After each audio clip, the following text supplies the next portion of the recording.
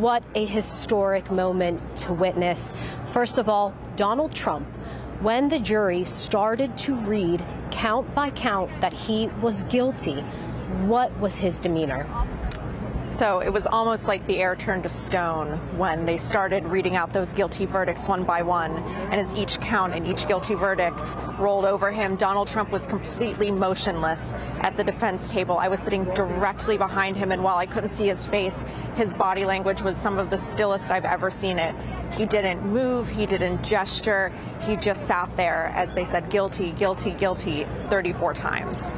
I mean, these jurors sat through 5 weeks of testimony. Prosecutors left absolutely nothing to chance.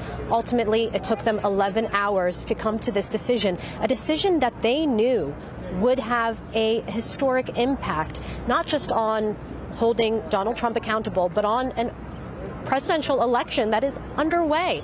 Looking at the jury, did you get a sense that they were overwhelmed by that moment?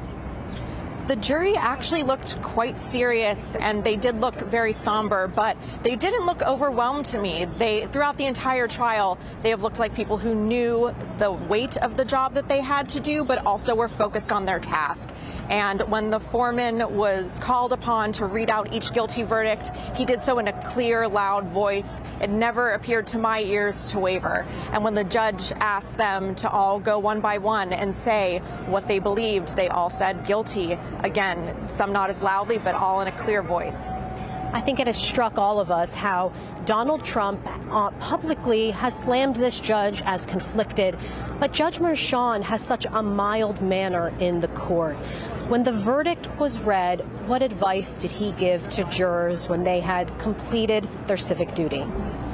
Justice Merchan has been, a real figure of authority and respect to the jury. He speaks to them very kindly. He makes sure that this doesn't disrupt their lives any more than it has to.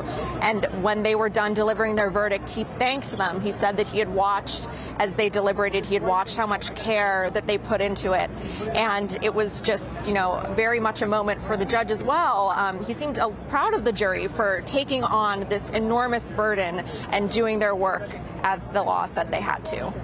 Also in the court was the Manhattan District Attorney Alvin Bragg. Of course, he was the first prosecutor to bring charges against a former president.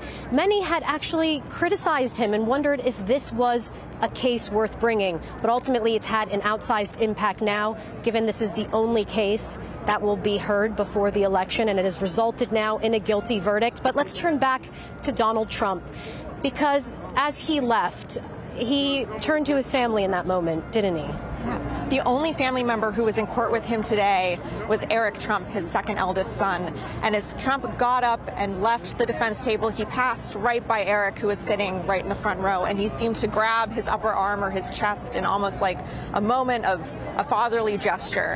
And while I don't know what was going through his mind or who was comforting who, he did reach out for the closest family he had at that moment before he walked out of the courtroom without saying a word.